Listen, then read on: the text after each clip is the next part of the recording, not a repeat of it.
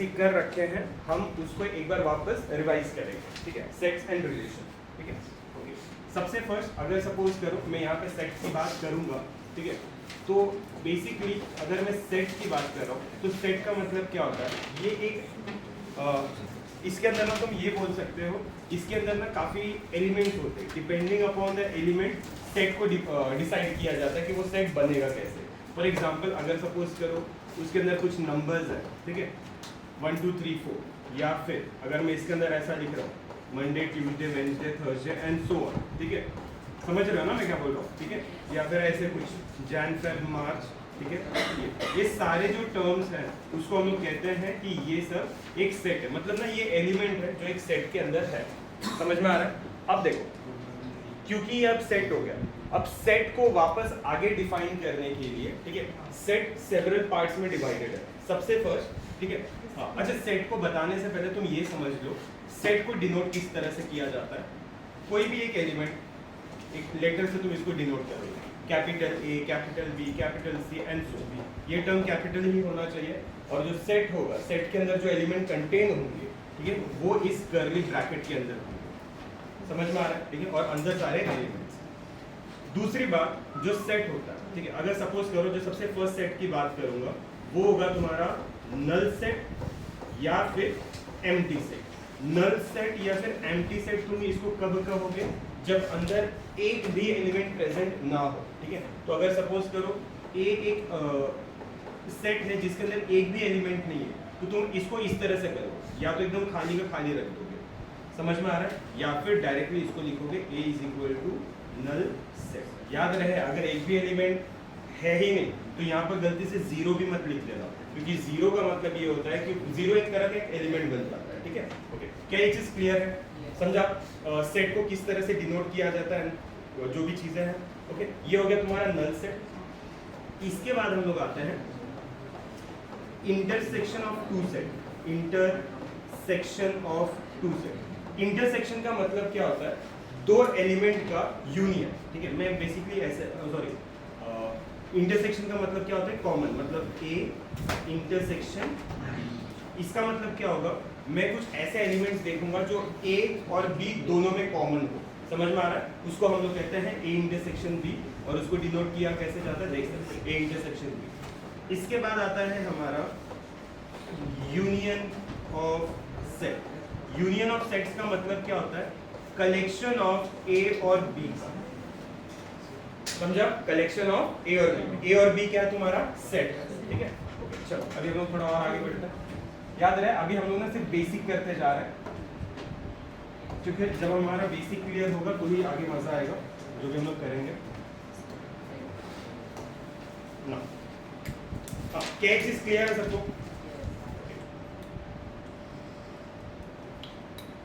अब हम लोग स्टार्ट करते हैं हमारा representation of A set. Set को रिप्रेजेंट करने का तरीका है, एक तो ये मैंने तुम्हें बता दिया, ठीक है, रिप्रेजेंटेशन ऑफ ए सेट। इसको दो तरीके से रिप्रेजेंट किया जाता है, रिप्रेजेंटेशन ऑफ ए सेट, ठीक है। पहला जो तुम्हारा तरीका आएगा वो होता है तुम्हारा, तुमने सुना भी होगा 9th स्टैंडर्ड में, रोस्टर मेथड, याद है, ठीक है, 9th 10th स्टैंडर्ड में होगा ये तुम्हारा रोस्टर मेथड।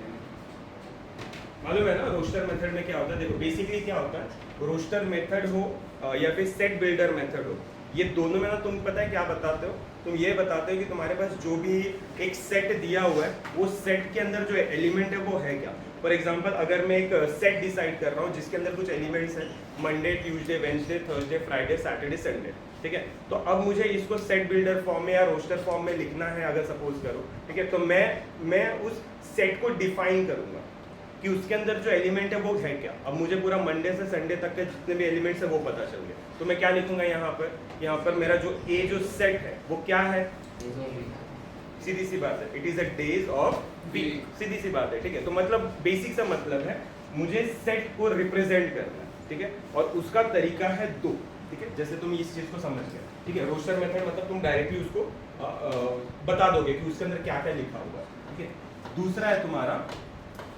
सेट बिल्डर में, ठीक है, यहाँ पर ना तुम क्या अज्यूम करने वाले हो, ठीक है, बस एकदम बेसिक सा आइडिया मैं तुम्हें समझाऊंगा, ठीक है।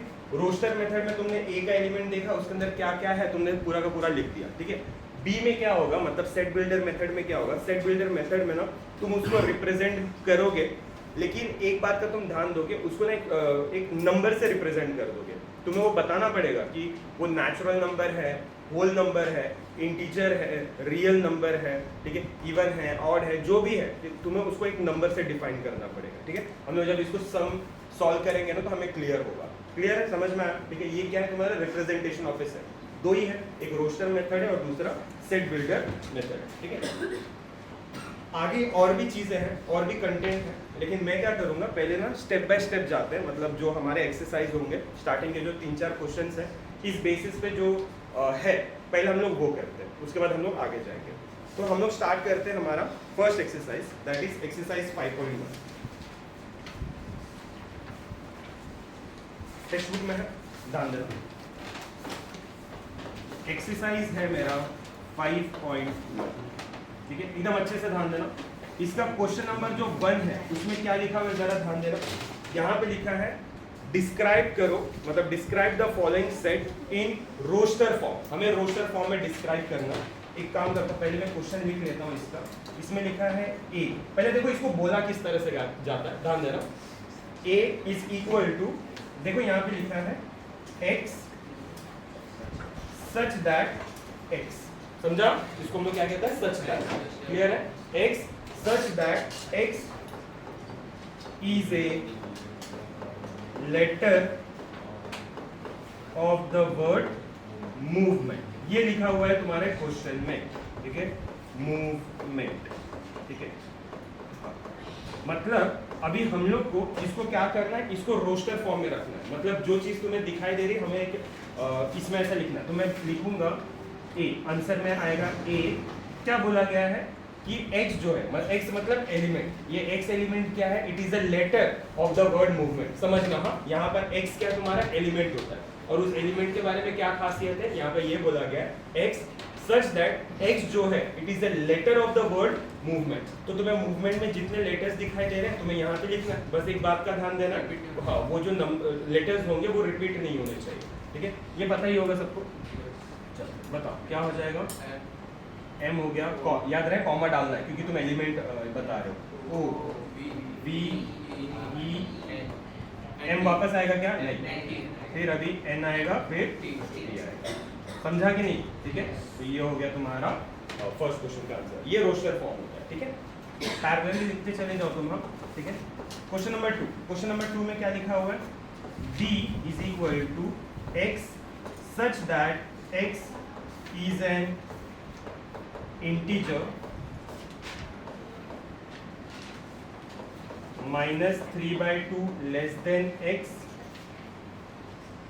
less than 9/2। ये तुम्हारा क्वेश्चन है। ठीक है, अब इसको रोस्टर फॉर्म में लिखना। पहले ये समझो तो सही, इसमें लिखा क्या है। यहाँ पे लिखा है कि x, b के अंदर x का एक एलिमेंट है, लेकिन वो क्या है, इट इज एन इंटीजर। समझ में आया? वो इंटीजर, इंटीजर का मतलब क्या होता है, 0, नेगेटिव एंड पॉजिटिव, डिवीजन में नहीं होने चाहिए। समझाना कैसे, ऐसा नहीं होना चाहिए 9/4, क्योंकि वो सब ना पॉइंट में आ जाता है। इंटीजर मतलब एक बेसिक 0, माइनस एंड प्लस।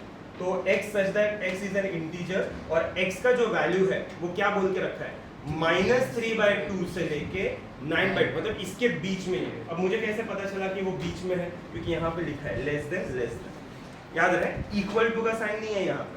अगर इक्वल टू का साइन होता तो इसका मतलब क्या होता, ये टर्म भी इंक्लूडेड होता। ठीक है, तो चलो हम लोग देखते हैं, थोड़ा दिमाग लगाते हैं यहाँ पर क्या हो सकता है।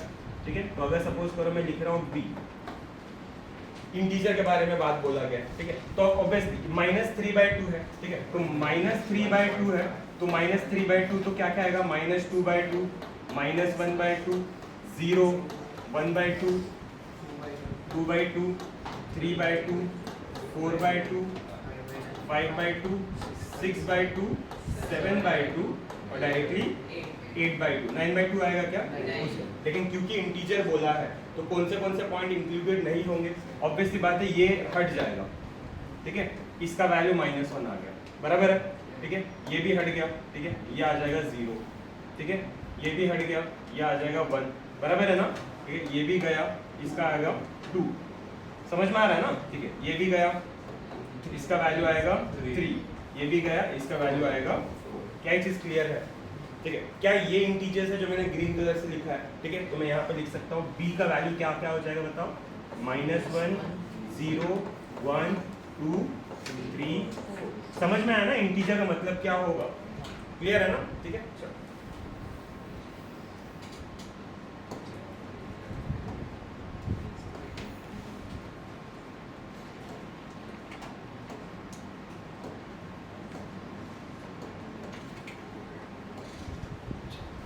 हो गया ना। क्वेश्चन नंबर 3 पे जाते हैं हम लोग। क्वेश्चन नंबर 3 पे क्या लिखा हुआ है? C is equal to x such that x equal to 2n plus 1, okay, and n belongs to natural number। क्या बोला गया बताओ? C के बारे में क्या बात बोला गया यहाँ पे? यहाँ पे ये बोला गया कि उसके अंदर एलिमेंट x है, लेकिन x क्या है वहाँ पे? 2n plus 1, लेकिन n क्या है यहाँ पे? नेचुरल नंबर क्या होता है? 1। ठीक है, 1 0 नहीं आता, 1 से पूरा स्टार्ट हो जाएगा। ठीक है, तो मैं यहाँ पे क्या लिख सकता हूँ? चलो देखते हैं। अभी n का वैल्यू तुम 1 रखो, ठीक है, तो ये क्या हो जाएगा? 2 1 2 प्लस 1 3, तो ये हो गया 3। उसके बाद क्या आएगा? 5। ठीक है, उसके बाद 7 9। लेकिन प्रॉब्लम ये है ना कि इसका एंड नहीं होगा। यहाँ पर ऐसा नहीं बोल के रखा है कि कहाँ तक आपको जाना है। ठीक है, तो यहाँ पे मुझे नहीं पता, तो मैं इसको ऐसे डॉट डॉट डॉट ये करूँ। तो ये जो एक सेट होता है इसको हम लोग कहते हैं इनफाइनाइट सेट, जिसके अंदर ना जो एलिमेंट्स होते हैं वो खत्म ही नहीं होते हैं। क्या चीज़ क्लियर है? समझा ना? एकदम सिंपल है, बहुत सिंपल है। ठीक है, तो ये हो गया हमारा क्वेश्चन नंबर एक्सरसाइज 5.1 का क्वेश्चन नंबर 1। अभी इसी चीज को थोड़ा सा उल्टा करते हैं। लिख लिया है सबने? चलो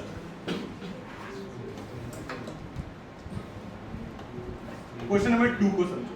क्या लिखा है क्वेश्चन नंबर 2 में? डिस्क्राइब करो, लेकिन सेट बिल्डर फॉर्म में। क्या बोला गया इसमें? Set builder form.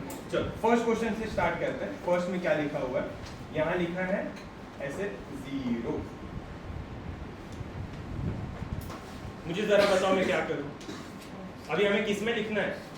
Set builder form में। ठीक है, तो मतलब अब हम लोग ना ये जो लिखे वो रोस्टर फॉर्म में था, तो अब मैं इसको सेट बिल्डर मतलब इसमें मैं बनाने की कोशिश करूंगा। ठीक है, जरा देखो क्या ये एम्प्टी सेट है? बिल्कुल नहीं। ठीक है, एम्प्टी सेट होता तो अंदर एक भी एलिमेंट नहीं होता। उसके अंदर एक एलिमेंट है 0, लेकिन हम ये 0 के बारे में क्या सोचो? वो समझ में नहीं आ रहा है। थोड़ा सोचो।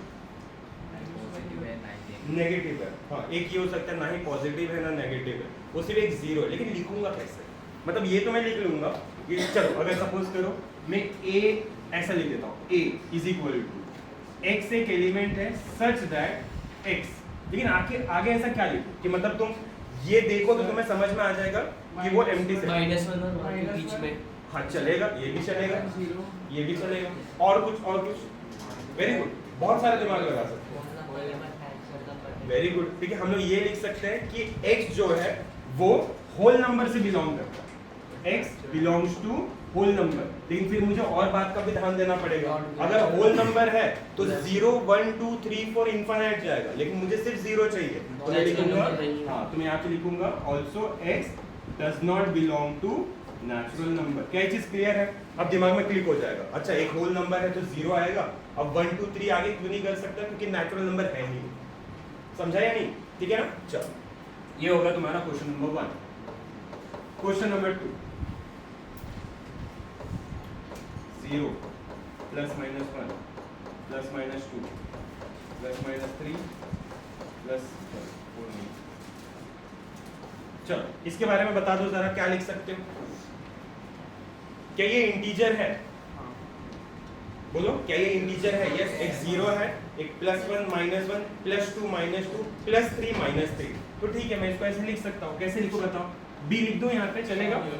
b is equal to x such that x belongs to integer. Integer को रिप्रेजेंट किया जाता है z से, याद रखें, इंटीजर को रिप्रेजेंट किया जाता है z से। लेकिन इंटीजर के बारे में क्या खासियत है बताओ? यहाँ पर क्या बोला गया कि जो नंबर्स है वो -3 और 3 में रहना चाहिए। ठीक है, तो लिखोगे कैसे? तो ठीक है, तो यहाँ पर बताओ मैं क्या लिख सकता हूँ? मैं यहाँ पे लिख सकता हूँ x देखो मेरे पास दो तरीका है, या तो मैं ऐसे लिख दूं लेस देन इक्वल टू -3 से 3 चलेगा, या फिर अगर तुम चाहते हो तो तुम ऐसे भी लिख दो x बिलोंग्स टू इंटीजर, तो यहाँ पर होना चाहिए -4 less than x less than 4। समझा कि नहीं? दोनों में क्या फर्क है? हाँ, यहाँ पर इक्वल टू है तो यहाँ पर 3 इंक्लूडेड है, समझा? यहाँ पर इक्वल टू नहीं है तो ऑब्वियसली -4 तो नहीं रहेगा, उसके पहले वाले पे वो आके रुकेगा, तो ये भी चलेगा, कोई दिक्कत नहीं।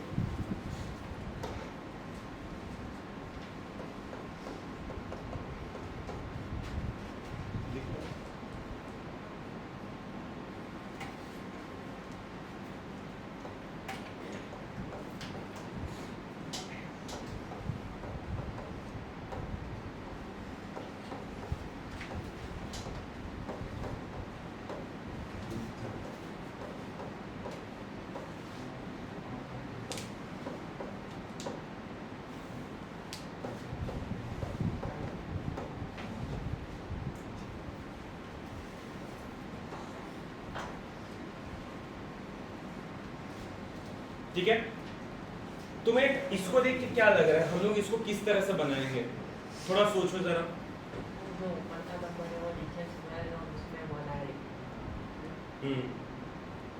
ठीक है, यहाँ पर क्या लिखा, तुम जरा इस नंबर्स को ध्यान दो, देखो यहाँ पर 1 है, राइट? नीचे क्या है? 2 हो गया, मतलब 1 में 1 ऐड है।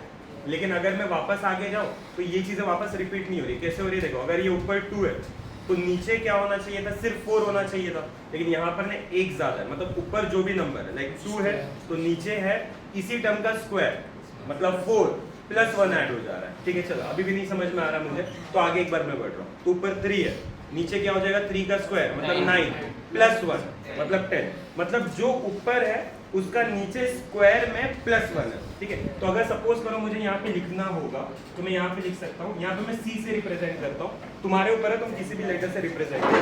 क्या लिखूँ यहाँ पे? x such that x is equal to, मैं यहाँ पे इक्वल टू लिखता हूँ, मुझे फॉर्मूला बनाना है। ठीक है, हाँ, तो मैं क्या लिखूंगा?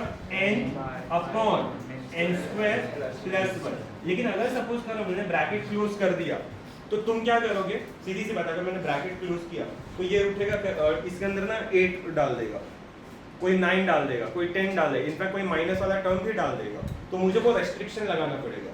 यस, ये फॉर्मूला तभी काम करेगा जब आप कुछ नंबर्स को यहाँ से यहाँ तक लिखोगे। तो मैं क्या लिखूँ बताओ, थोड़ा सोचो, बोलो। नेचुरल नंबर से बिलोंग कर रहा है क्या ये? ठीक है, तो मैं यहाँ पे लिख देता हूँ कि मेरा जो n है वो नेचुरल नंबर से बिलोंग कर रहा है। ठीक है, मेरे को दिखाई दे रहा है ना 1 से स्टार्ट हो रहा है, लेकिन कहाँ तक? 7। तो मैं यहाँ पे क्या बोलूंगा कि मेरा जो n का वैल्यू है वो कितना होना चाहिए? लेस देन इक्वल टू 7, या फिर n लेस देन 8 चलेगा। याद रहे, अगर सपोज करो मैंने ये नहीं लिखा होता n belongs to natural number और मैंने लिख दिया होता n is less than equal to 7, तो इसका मतलब क्या होता? 0 भी आता और नेगेटिव वाले टर्म्स भी आ जाते हैं। ठीक है, तो मुझे वो रेस्ट्रिक्शन लगाना है। क्या चीज क्लियर है? चलो जल्दी करो।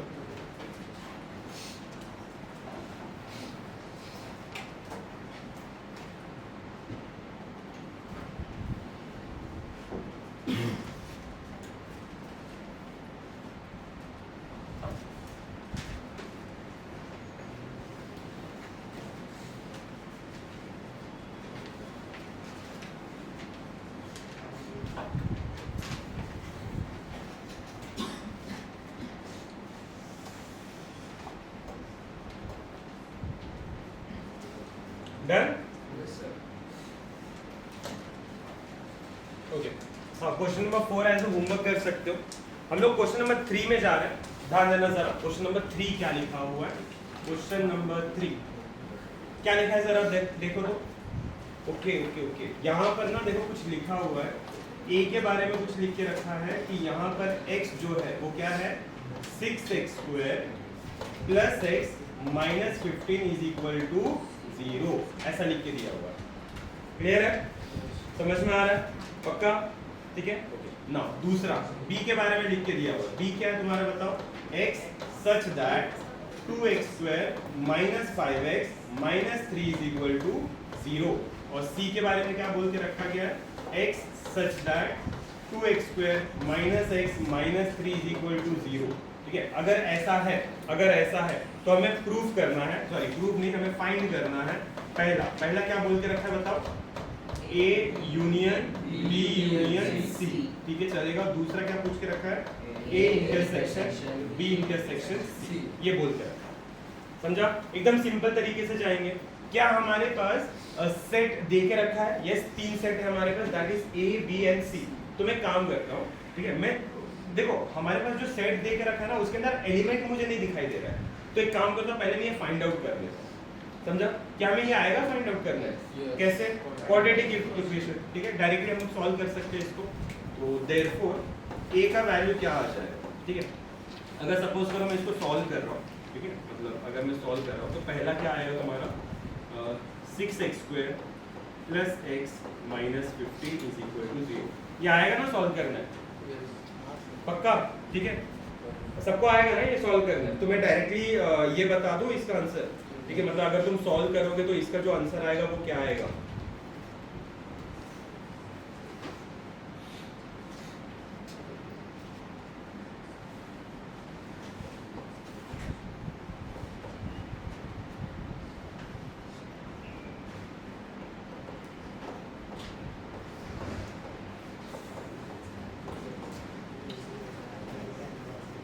कैसे आएगा आंसर, कैसे आएगा पता है ना? ठीक है, क्वाड्रेटिक इक्वेशन को जिस तरह से सॉल्व करते हो वैसे आएगा। तो अगर सपोज करो मैं फर्स्ट को सॉल्व कर रहा हूं तो मेरे पास ये आया, तो मैं इसको इस तरह से लिख सकता हूं, ध्यान देना, मैं यहाँ पे लिख सकता हूँ A is a element of, क्या क्या रहेगा यहाँ पे, -5/3, 3/2। समझा? ठीक है, ये A का हो गया। सिमिलरली अगर मैं B को सॉल्व करूं तो B है मेरा 2x² -5x - 3 = 0। ये भी आएगा, हमें सॉल्व करना है, पता है ना कैसे करते हैं, आएगा करना है। ठीक है, 2 3 6 -6, ठीक है, तो हमें कोई एक ऐसा नंबर चाहिए जिसमें प्लस या माइनस करने पे 5 आए। ठीक है, तो अगर इसको भी हम लोगों ने सॉल्व किया,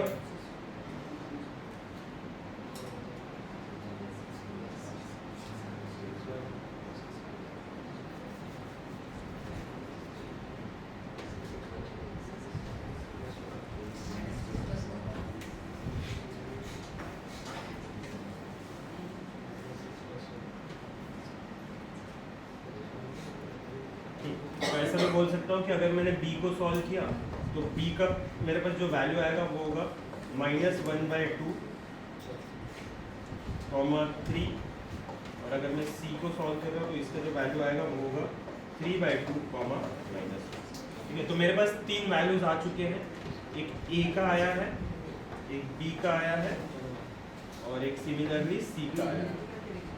ओके, तो मैंने क्या किया, A और B और C का तीनों का एलिमेंट निकाल दिया है। अब क्वेश्चन में जो पूछा हम लोग वहां पे जाते हैं।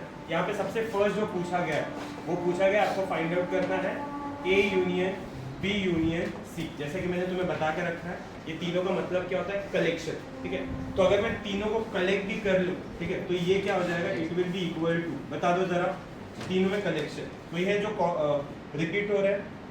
यस, क्या रिपीट हो रहा है, सिर्फ 3/2, अदरवाइज कोई और टर्म्स है जो रिपीट हो रहा है, नहीं, जो रिपीट हो रहा है उसको एक बार लिखते हैं, मतलब -5/3, 3/2, -1/2,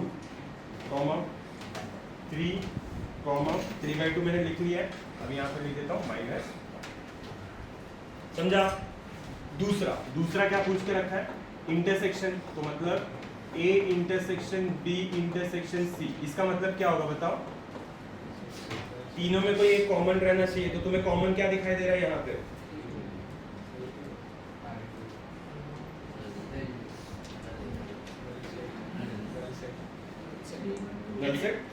कॉमन नहीं दिखाई दे रहा।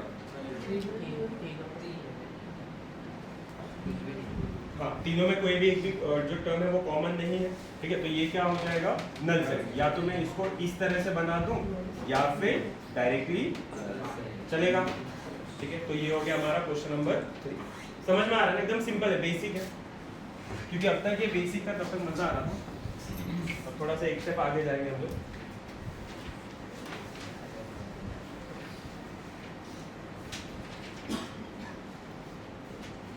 हो गया क्या? हो गया?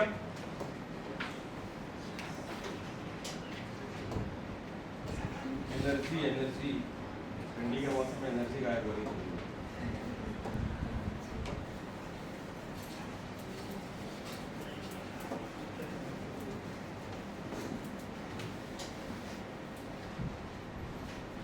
स्टार्ट करें?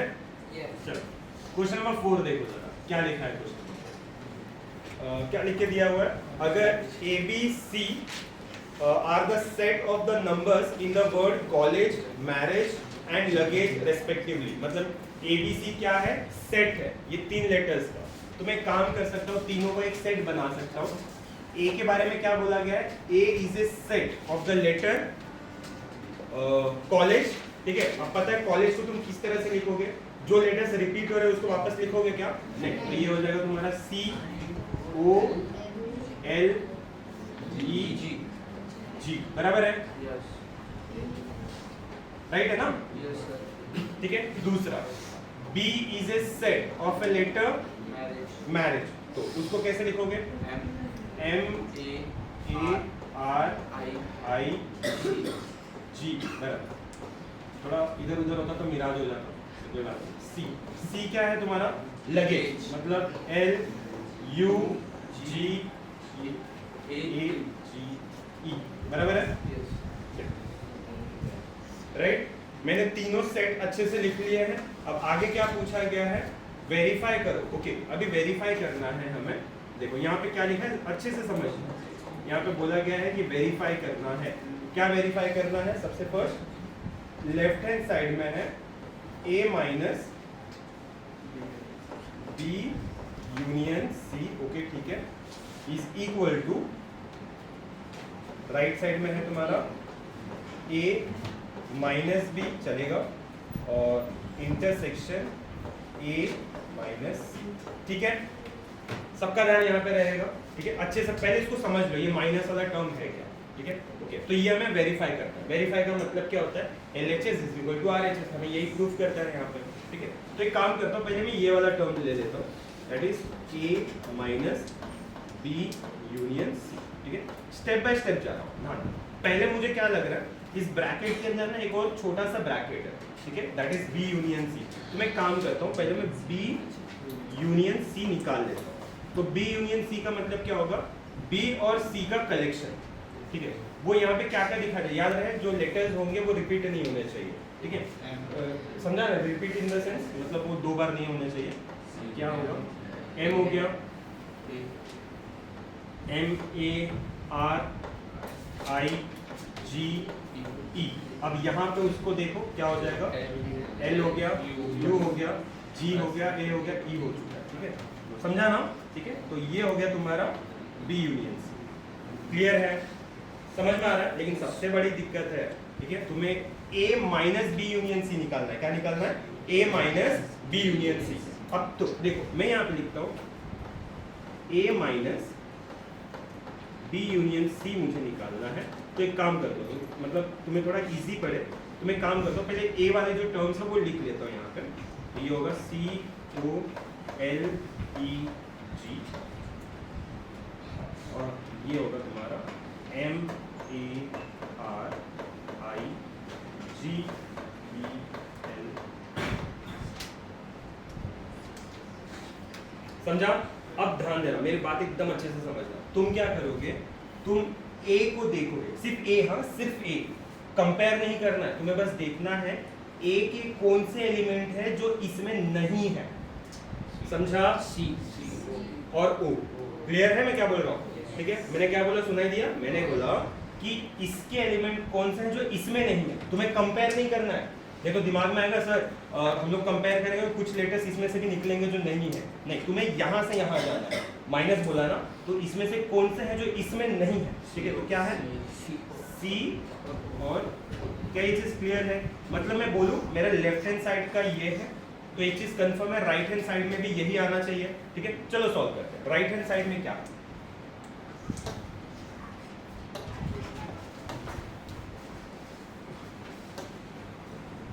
बता दो। राइट हैंड साइड में क्या है हमारा?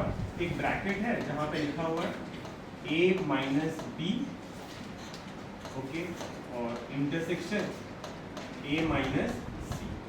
चलो तुम मुझे बता सकते हो इसको कैसे सॉल्व करना है। मैं पहले ना एक छोटा सा ये उठा रहा हूँ, that is a minus B. a minus B थोड़ा इजी के लिए मैं a और b को साथ में लिख देता हूँ, तो C O L E G minus b। b क्या है तुम्हारा M A R I G E। मुझे बता सकते हो इसका आंसर क्या आएगा? क्या करना है मालूम है ना? तुम्हें देखना है इसका कौन सा एलिमेंट है जो वहां पे नहीं है। CO बराबर COL। यहाँ पे मैं लिख सकता हूँ, देखो ये हो गया तुम्हारा COL। क्या चीज क्लियर है, समझ में आ रहा है ना? ठीक है, चलो सिमिलरली अब तुम्हारा दूसरा है a माइनस सी, तो इसको भी मैं अच्छे से लिख देता हूँ। a मेरा है COL E G minus c क्या है मेरा LU G A E। ठीक है, अब मुझे वापस बता दो यहाँ पे a माइनस सी क्या होगा? CO क्या होगा? CO। तो ये हो गया तुम्हारा CO। क्लियर है या नहीं? हो गया क्या? क्या बचा है? इंटरसेक्शन। ठीक है, तो यहाँ पे मैं लिख सकता हूँ a minus B intersection a minus सी, मतलब a माइनस बी कितना क्या है? COL इंटरसेक्शन क्या है? CO। क्या लग रहा है कॉमन क्या है दोनों में से? CO। क्या सेम आ गया? देखो सेम आ गया, तो यहाँ पर मैं लिखूंगा हेंस वेरीफाई बोला था इसलिए मैं यहाँ पर लिख देता हूँ हेंस वेरीफाई। क्लियर है? चलो जल्दी लिखो।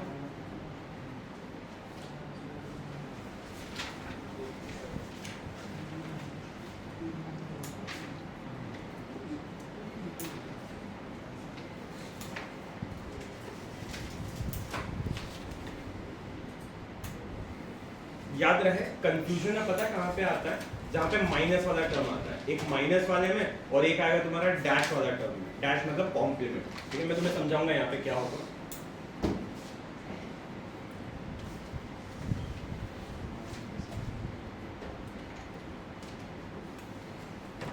डन?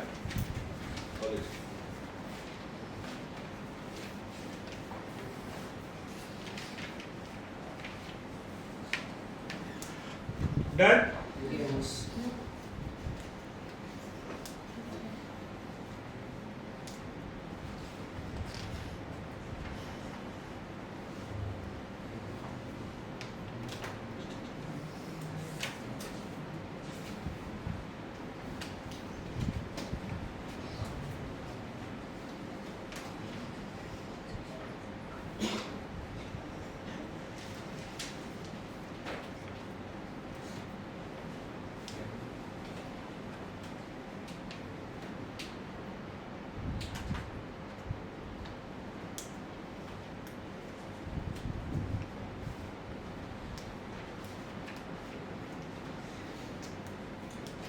हो गया ना?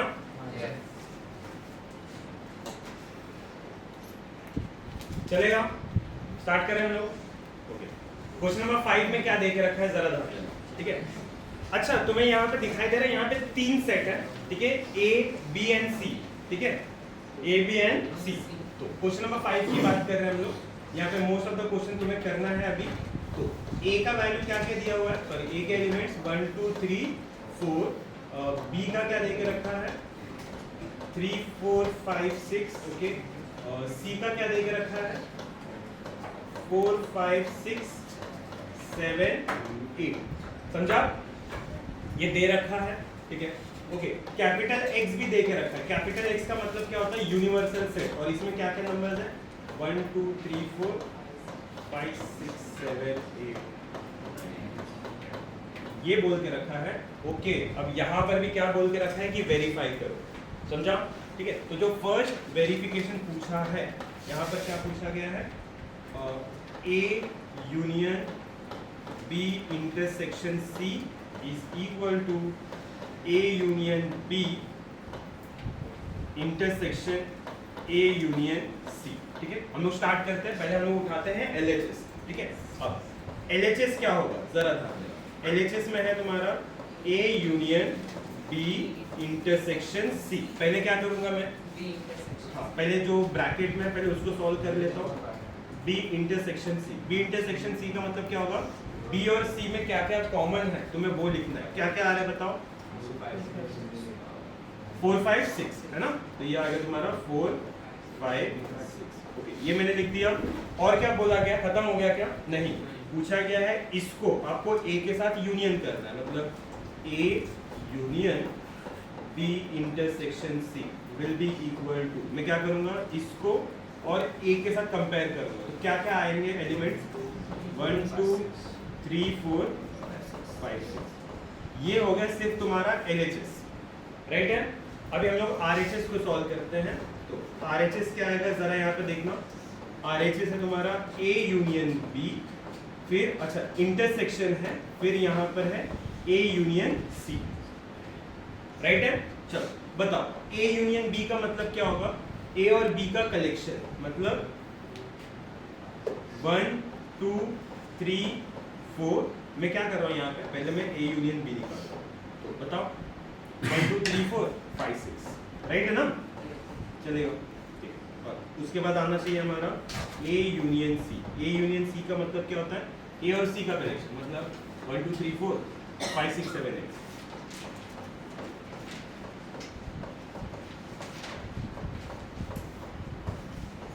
उसके बाद क्या पूछा गया है, ये दोनों के बीच में क्या होना चाहिए, इंटरसेक्शन। तो इंटरसेक्शन का मतलब होगा A union B intersection A union C, मतलब ये दोनों के बीच में कॉमन। तो कॉमन क्या क्या दिखाई दे रहा है, 1 2 3 4 5 6, 1 2 3 4 5। क्या ये सेम है, ये सेम है, तो यहाँ पे मैं क्या लिख सकता हूँ अभी, हेंस वेरी, समझा, लिख लिया, मैं चेक करूंगा, डोंट वरी। दिखते जाओ पैरेलली लिखो।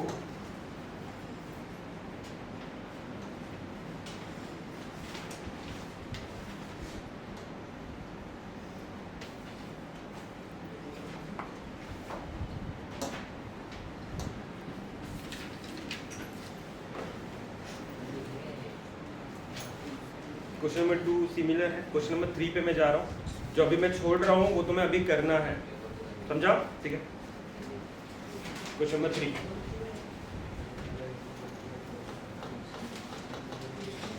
चलो क्वेश्चन नंबर 3 पे ध्यान देते हैं। ये देखो, ये है तुम्हारा A union B the whole dash is equal to A dash intersection B dash. यहाँ पे ध्यान दो जरा, यहाँ पर हमें प्रूफ क्या करना है, पहले देखो LHS में क्या लिखा हुआ है, ध्यान है सबका, LHS ये है तुम्हारा A union B the whole dash. याद रहे जब भी टर्म डैश वाला आए, डैश का मतलब क्या होता है, तुम इसको कंपेयर करोगे यूनिवर्सल सेट के साथ, जब भी डैश वाला वर्ड आए, समझा ना, सॉरी सिंबल जो भी आए, ठीक है। तो चलो हम लोग इसको स्टार्ट करते हैं। पहले मैं A यूनियन B तो निकाल लूँ, A यूनियन B तो है नहीं मेरे पास, अच्छा मैंने पहले से निकाल के रखा है, मैं वापस ये लिखूँ, चलेगा, ठीक है। तो ये क्या क्या है, 1 2 3 4 5 6, ये मेरा हो गया A यूनियन B। लेकिन मुझे क्या चाहिए, A union B the whole dash, तो ये जो मैंने निकाला है ये था मेरा A यूनियन B। अब मैं निकालूंगा A union B the whole dash. Whole dash का मतलब क्या होगा, मैं इसको किसके साथ कंपेयर करूंगा, यूनिवर्सल सेट के साथ, इसके साथ यूनिवर्सल। कौन से एलिमेंट आएंगे बताओ, जल्दी बताओ, इसको मैं इसके साथ कंपेयर कर रहा हूँ, बताओ जल्दी कौन से एलिमेंट आएंगे जो बच गए, 7 8 9। ठीक है। तो क्या क्या आया हमारा, 7 8 9 10। चलो ये हो गया हमारा LHS। RHS में, RHS में क्या लिख के दिया हुआ है, A intersection sorry A dash intersection B dash, ठीक है। तो पहले मैं A डैश निकालता हूँ,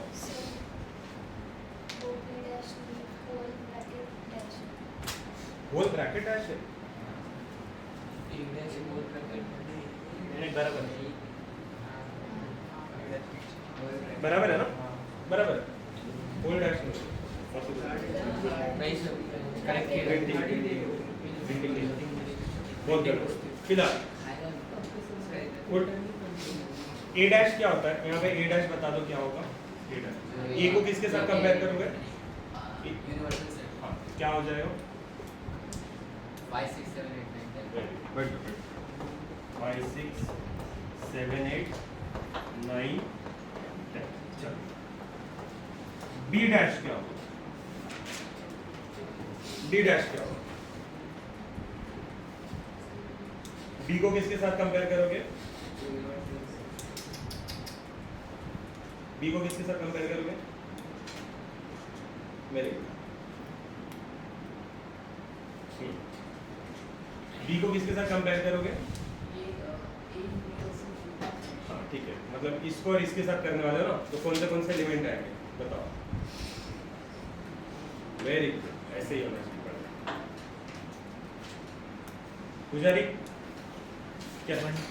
1 2 7 8 9 7 8 राइट है, ठीक है। चलो अब मैं क्या करूँ? मेरा हो गया क्या खत्म? क्या बाकी है? दोनों के बीच का इंटरसेक्शन, मतलब ए डैश इंटरसेक्शन बी डैश। अब मैं किसको किसको देखूंगा? ये दोनों को, लेकिन ये दोनों में मैं क्या देखने वाला हूँ? कॉमन। क्या देखूंगा? कॉमन। भाई कॉमन क्या है दोनों में? बताओ, जल्दी बताओ। 7 8 9 10। बराबर 7 8 9 10। क्या वेरीफाई हो गया? तुम अगर इसको देखोगे और इसको देखोगे, क्या वेरीफाई हुआ? ठीक है, तो मैं यहाँ पे लिख सकता हूँ hence verified. Hence verified. Simple है ना, समझ में आया ना? डैश का मतलब जब भी आएगा, डैश का मतलब होता है यूनिवर्सल सेट के साथ कंपेयर करना। ठीक है,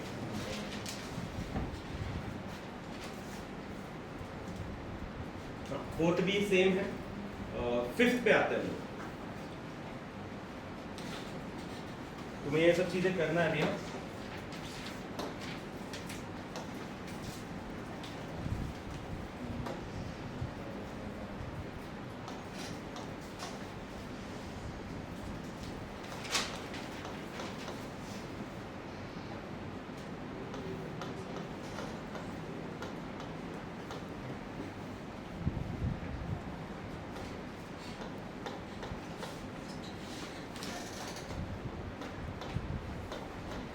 चलो यहाँ पे ध्यान दो जरा, क्या बोला है यहाँ पे? क्या बोला देखो, वेरीफाई कैसे करोगे? यहाँ पे LHS में क्या है? सिर्फ A है, ठीक है। तो मैं यहाँ पे लिख सकता हूँ LHS जो है वो मेरा वो है A, लेकिन A है क्या? क्या क्या एलिमेंट है? 1 2 3 4। इस बात का ध्यान देना, 1 2 3 ये है पड़ा, चलेगा। ओके, ये LHS हो गया। अब मुझे ना RHS सॉल्व करना है, तो मतलब अगर मैं इसको इक्वेशन 1 कंसीडर करूंगा तो RHS में जो आएगा वो ध्यान देना मुझे। RHS क्या है? A intersection B union of A intersection B dash. चलो मुझे बताओ क्या कैसे सॉल्व करूं? पहले मैं ये निकाल लूं, ठीक है, चलेगा। मैं यहाँ पे निकाल लेता हूँ A इंटरसेक्शन B, मतलब A और B में क्या कॉमन आएगा? बोलो। 3 4 सिर्फ 3 4 है, यहाँ पे मैंने लिख दिया 3 4 हो गया। दूसरा क्या पूछा गया है? A इंटरसेक्शन B डैश तो है नहीं मेरे पास, तो B डैश में निकाल सकता हूँ, तो पहले मैं B डैश निकाल लेता हूँ। B डैश का मतलब क्या होगा? मैं B को किसके साथ कंपेयर करूंगा? Universal set. और जो नहीं है वो बताओ क्या है? 1 2 7 8 9 10 बराबर 1 2 7 8 9 10। उसके बाद वापस मैं इधर आऊं, वापस आऊंगा ना, मैंने तो अभी सब B डैश निकाला, तो ये क्या हो जाएगा बताओ? A intersection B dash. क्या क्या आएगा बता दो जरा। A इंटरसेक्शन B डैश का मतलब क्या होगा? A और B डैश को इंटरसेक्ट करूंगा और देखूंगा कौन से कॉमन है। क्या क्या है? 1 2 1 और समझा? ओके, अब ये दोनों के बीच में क्या बोला गया? यूनियन बोला गया। देखो ना, ये दोनों के बीच में क्या बोला गया है? यूनियन। तो मैं लिखूंगा therefore A intersection B union A intersection B dash will be equal to, क्या क्या आएगा बता दो? दोनों के बीच में यूनियन करो। राइट है 1 2 3 4, ठीक है। तो अगर मैं इसको कंसीडर कर देता हूँ इक्वेशन 2, मैं लिखूंगा फ्रॉम 1 and 2, ठीक है। मैं यहाँ पे लिख सकता हूँ हेंस वेरीफाई। क्लियर है आराम से, कोई इसमें प्रॉब्लम नहीं है।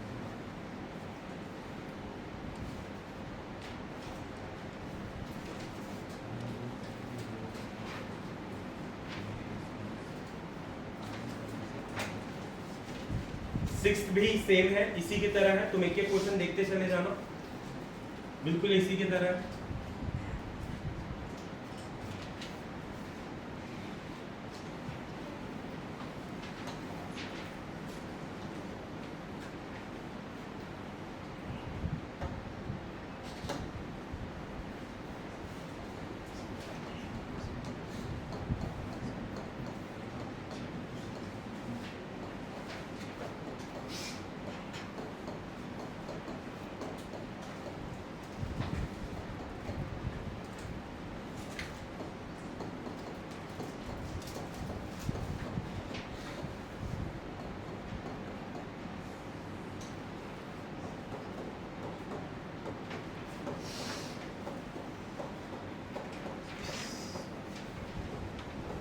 हो गया।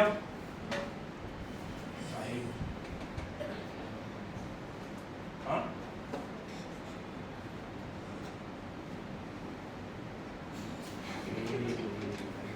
साइड पे क्या बोला? मतलब उधर ही खड़े हो आप, ऐसा हो गया बोले।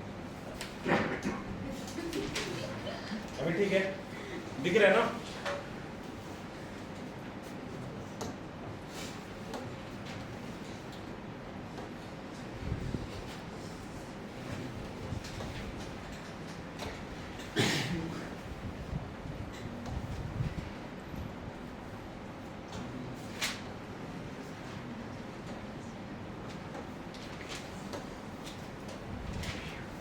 ठीक है, स्टार्ट करो अभी। हाँ, क्वेश्चन नंबर 6 भी सिमिलर है 5th की तरह, तो मैं 7th पे जा रहा हूँ। 7th और 8th फिर 9th, ये फिर पूरा करते हैं हम लोग।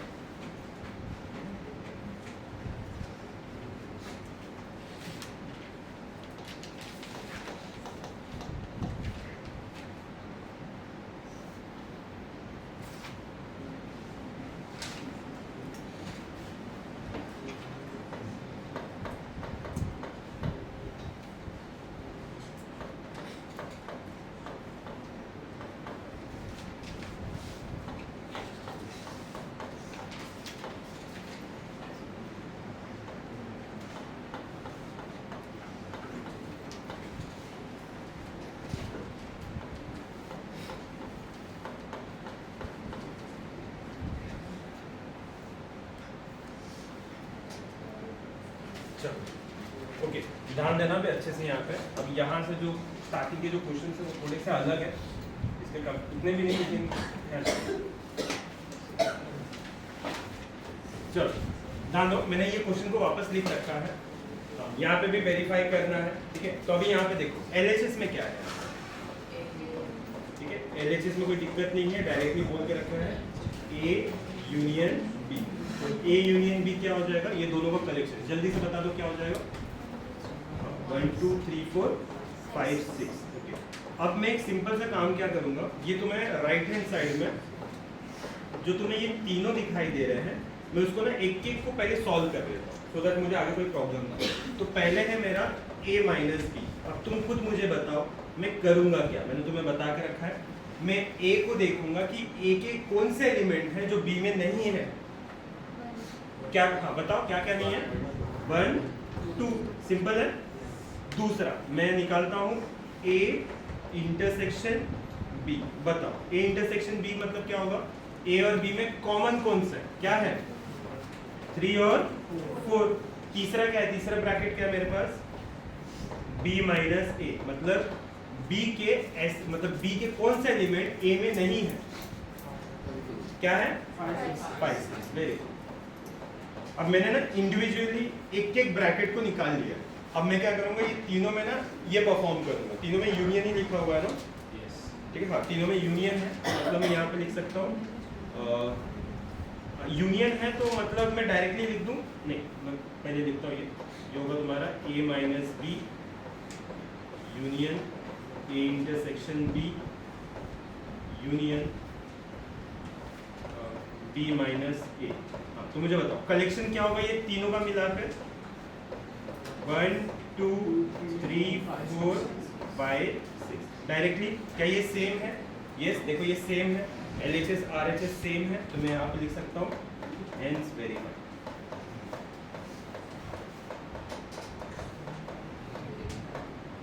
हेंस वेरीफाइड, ठीक है, समझा?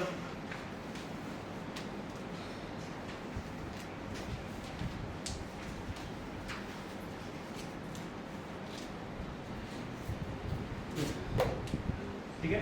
अब यहाँ पर ना एक नया टर्म इंट्रोड्यूस होने जा रहा है, ठीक है, जो अब तक तुम लोगों ने देखा भी नहीं है, लेकिन डोंट वरी, मैं यहाँ पे चीज़ों को समझा रहा हूँ। देखो क्वेश्चन नंबर 8, क्वेश्चन नंबर 8 में क्या है, देखो यहाँ पे लिखा है ए इंटरसेक्शन, बराबर, और यहाँ पर देखो क्या लिखा है बी, फिर यहाँ पे ट्राइंगल बना दिया गया, समझा? हाँ, मैं ट्राइंगल मतलब मैं बता रहा हूँ कि यहाँ पे एक ट्राइंगल बना दिया गया, ठीक है। कंफ्यूजन ये होता है ना, कभी कभी हम लोग इस ट्राइंगल को देखते हैं तो हमारे दिमाग में आता है कि ये शायद ना इंटरसेक्शन होगा, और बहुत बार ऐसी गलती होती भी है, डेल्टा को ना इंटरसेक्शन लोग समझ जाते हैं, लेकिन वैसा नहीं है, ठीक है। इज इक्वल टू, आगे क्या लिखा हुआ है, ए इंटरसेक्शन बी, फिर वापस है ट्राइंगल मतलब डेल्टा, और ये है तुम्हारा ए इंटरसेक्शन सी, बराबर है। चल इसको सॉल्व कर, ठीक है। अब पहले टर्म को समझो तो सही, यहाँ पर है क्या, क्योंकि मुझे क्वेश्चन नंबर 8 को सॉल्व करना है। पहले तुम ये समझो, मैं LHS निकाल लेता हूँ पहले। LHS में है मेरा A intersection B delta C, तो पहले ऑब्वियसली मैं पहले सॉल्व क्या करूँगा, ब्रैकेट वाला, ठीक है। तो ब्रैकेट है तुम्हारा B डेल्टा C, ठीक है। याद रहे मैं स्टार्ट कहाँ से कर रहा हूँ, ध्यान देना, B डेल्टा सी, तो B डेल्टा सी का मतलब क्या होता है पहले ये समझो, ध्यान देना अच्छे से। यहाँ पर इस चीज को लिखा कैसे जाता है, B माइनस सी, समझना मैं डेल्टा की बात कर रहा हूँ, ठीक है। तो B minus C union of C minus B, तो समझा? समझा? सपोज एक एग्जांपल, A डेल्टा B है, तो इसको तुम लिखोगे कैसे बताओ, A minus B union of B minus A, समझ में आ रहा है मैं क्या बोल रहा हूँ, ठीक है। तो ये चीज तुम्हें ध्यान देना है, ये डेल्टा का मतलब होता है, ये जो ट्रायंगल यहाँ पे बना है, ठीक है। तो बहुत जमीन आसमान का फर्क होता है, ठीक है। तो पहले मैं क्या करूंगा, पहले मैं ये निकालूंगा, अब ये होने के बाद मैं फिर A के साथ कंपेयर करके उसका इंटरसेक्शन निकालूंगा, ठीक है। तो पहले इसको अगर मैं सॉल्व कर रहा हूँ तो इसके अंदर B माइनस सी और C माइनस B आ रहा है, पहले ये दोनों का वैल्यू निकाल के पहले मैं यूनियन कर लेता हूँ, समझा? ठीक है। तो चलो अब मुझे बताओ B माइनस सी का मतलब क्या होगा, B माइनस सी का बोलो बोलो, हाँ B माइनस सी बताओ, B माइनस सी क्या क्या है, B के ऐसे कौन से एलिमेंट है जो इसमें नहीं है, क्या है, सिर्फ 3, ठीक है। तो चले ये हो गया तुम्हारा 3, दूसरा B माइनस सी हो गया, अब ये होगा तुम्हारा C माइनस B, याद रहे उल्टा जाना तुम्हें, अब C से B में जाओ, मतलब C में ऐसे कौन सा एलिमेंट है जो नहीं है, 7 क्या है 7 और कुछ नहीं, ऑब्वियसली और कुछ नहीं, 7 8। उसके बाद मैं क्या करूंगा, ये दोनों का क्या रहेगा, यूनियन, तो पहले मैं निकाल लेता हूँ, तो B minus C union C minus B। चल अब बताओ क्या होगा कलेक्शन में, 3 7 8, याद रहे अभी मैंने सिर्फ यही सॉल्व किया है, मतलब B डेल्टा C, तो मैं ऐसा लिख सकता हूँ देयरफॉर B डेल्टा C का जो वैल्यू आया है वो है तुम्हारा 3 7 8, ठीक है। ये क्लियर है ना, ठीक है। ये हो गया सिर्फ तुम्हारा B डेल्टा C। अब मैं B डेल्टा C को किसके साथ कंपेयर करूंगा, A के साथ, तो मतलब इसको और A को अगर मैं कंपेयर करता हूँ, लेकिन मुझे क्या करना है, इंटरसेक्शन देखना है, तो इंटरसेक्शन क्या आ रहा है इसका, सिर्फ 3, देख लो क्या आ रहा है? सिर्फ 3 आ रहा है, ठीक है। तो मैं लिखूंगा therefore A intersection B delta C का वैल्यू क्या आ रहा है तुम्हारा? 3। क्लियर है? इसको मैं कंसिडर कर सकता हूँ इक्वेशन 1 मतलब LHS का, ठीक है। चलो RHS में जाते हैं। अब RHS में क्या लिखा हुआ है जरा बताना। RHS में सबसे फर्स्ट है तुम्हारा, RHS में सबसे first A intersection B। A intersection B का मतलब A और B में कॉमन क्या क्या कॉमन है? 3 4, सिर्फ 3 4 है। उसके बाद और क्या है तुम्हारा? A इंटरसेक्शन C मतलब A इंटरसेक्शन C मतलब A और C में कॉमन क्या क्या है?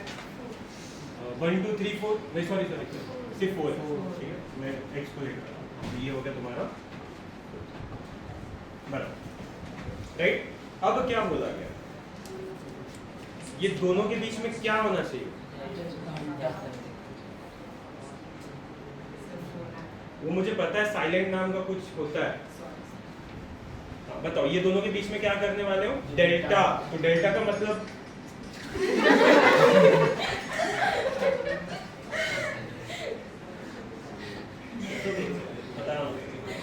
चलो हाँ मुझे बताओ डेल्टा। देखो इसका मतलब क्या था?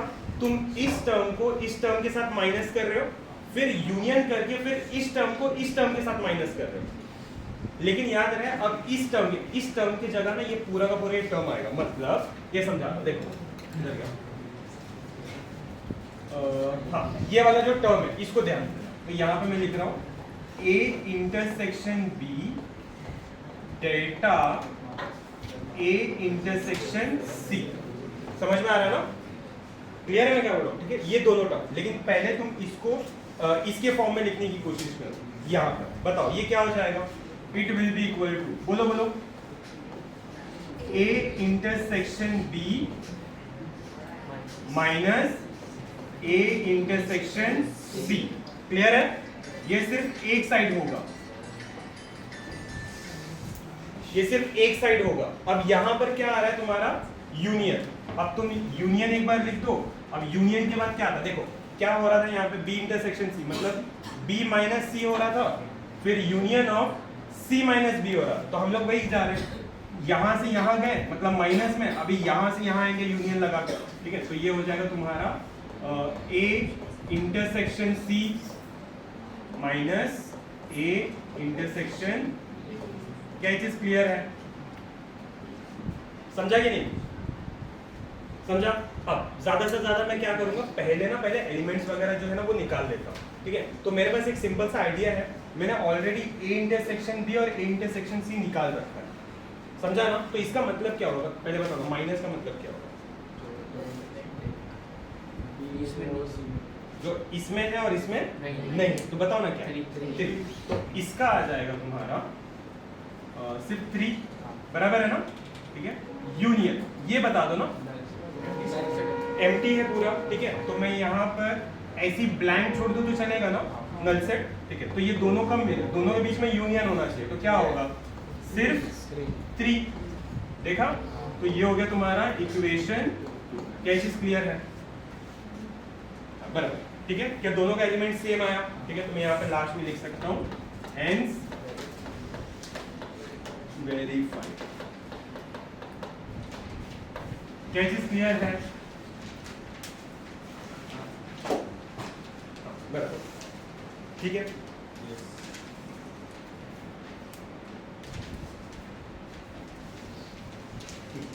याद रहे एक ये वाला क्वेश्चन नहीं, सिर्फ ये वाला क्वेश्चन, इस वाले क्वेश्चन पे ना ज्यादा फोकस करना क्योंकि यहाँ पे डेल्टा वाला टर्म आ रहा है, ठीक है। अब इसके बाद वाला जो क्वेश्चन है, क्वेश्चन नंबर 9 और 10, उसमें डेल्टा जो है वो तो नहीं है, लेकिन वहां पर ना नंबर ऑफ एलिमेंट्स आएंगे, तो उसके ऊपर भी ज्यादा ध्यान देना। चलो हो गया क्या? चलो जल्दी खत्म करते हैं इसको। क्वेश्चन नंबर 5 तक आराम से हो जाएगा। क्वेश्चन नंबर 9 है ना अभी? 9 देखो क्या लिखा हुआ है, n of A union B is equal to n of A plus n of B minus n of A intersection B। क्या ये चीज क्लियर है? ठीक है, अभी हमें ये प्रूफ करना है। ठीक है, एकदम सिंपल सा तरीका है, कभी भी याद रहे, जब भी यहाँ पर जो लेटर है इंटरसेक्शन में जो भी टर्म है उसके सामने n लिखा हो तो हम लोगों ने ये किया भी है। n का मतलब होता है नंबर ऑफ एलिमेंट की, जैसे अभी यहाँ पर LHS जो है तुम्हारा LHS में क्या लिखा हुआ है n of A union B। तो पहले तुम A यूनियन B निकाल लो।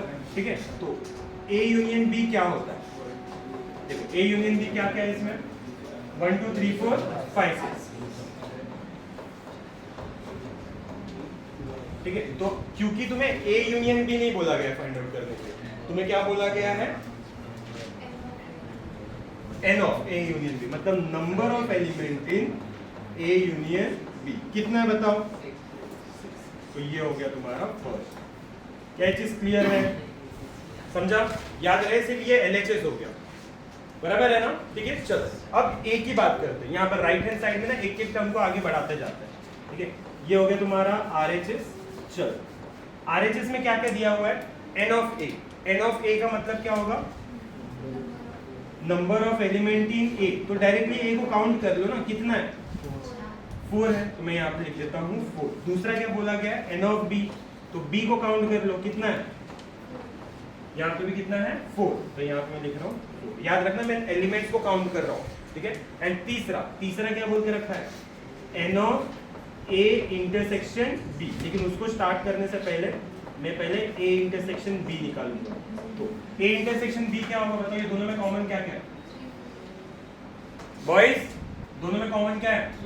3 4। ठीक है, तो मुझे नंबर ऑफ एलिमेंट चाहिए, तो number of element in B क्या हो जाएगा? 2, सिर्फ 2 होगा। तो मेरे पास ये दो भी आ गए हैं राइट हैंड साइड के लिए और ये भी आ गया।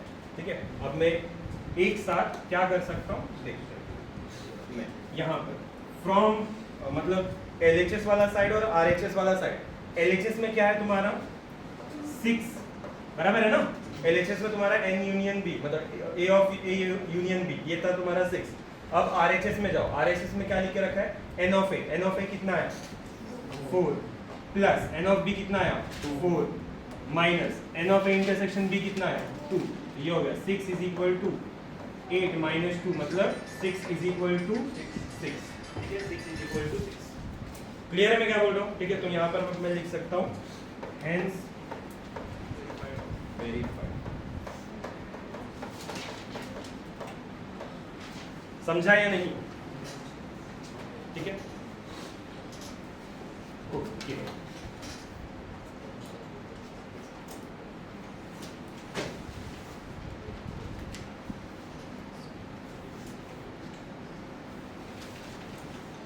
एक लास्ट क्वेश्चन है, कर लेते हैं,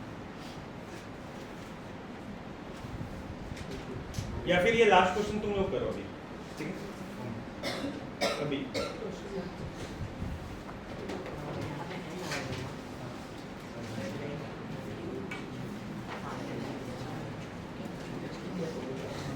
याद रहे तुम्हारे टेक्स्ट बुक में प्रिंटिंग मिस्टेक हो सकता है। क्वेश्चन नंबर 10 एक बार देख लो, क्वेश्चन नंबर 10 या फिर लिख लो। यहाँ पे लिखा है n of B is equal to, n of B is equal to, हाँ मैं यहाँ पे लिख देता हूँ n of B is equal to n of A dash intersection B plus n of A intersection B। याद रहे ये क्वेश्चन नंबर 10 का है, ये तुम्हें लिखना है।